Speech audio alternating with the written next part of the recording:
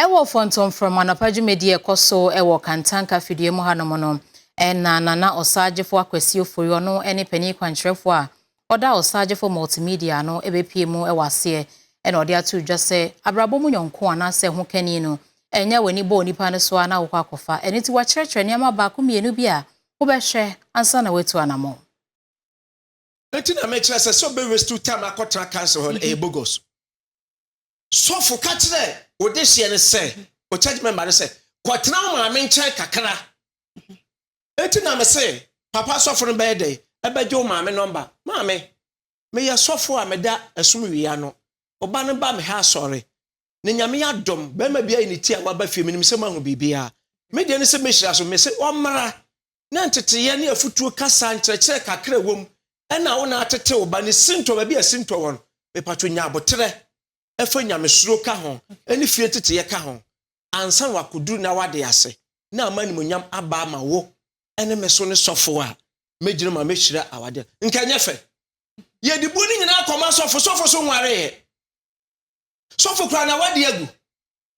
ano di tutu titi twa ban na cancer ubekwa akwata se aye fasting and prayers na suban no wantimi anya fasting and prayers anfa suban no ho enye ni nyina so na ye mpaebo kasa kire obuo neatness kwe fa so kame paacho obi nka bi da wo fomo a wanyene fuso ntum titi I know my right yare hware wo obakuta safo kwa no anu age na bi mu tira yeye bebre kasapa enya ho fenko a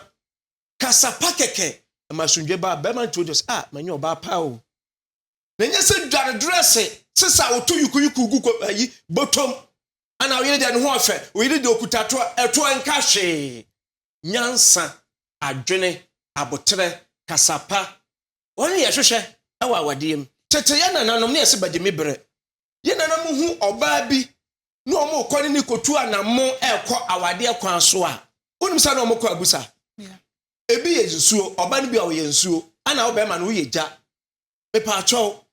wo ba na wonu ye nsuo na wo be ma wo su ye gya no mo be da tena amana yeye mutena enye ye da biante ase ma ba ko pese wo kyerɛ sɛ ɔno na oye gya no tina asɛm bɛyɛ den ɔwɔ akoma kasa bi ɔbɛka ɔba nso kyerɛ sɛ ɔno so bɛdum gya no enti minti wi ase wi so ntime de ase ni akontɔkwa anan ba ko ba yi ba ma sɛ ɔba na papa tv esi hɔ no ɔde banku dade abobɔ esi ni so nyina asɛ no na sɛ yɛ wale ne yɛte ne ntɔkwa si na tv wa pan no esi hɔ wa sɛsɛ na yɛ bɛda abɔbra kɔ yanim ya wo mebetua school fees ye beto proto ye besi efie to di akoma ne sa abufuo wei ekotena wade ase a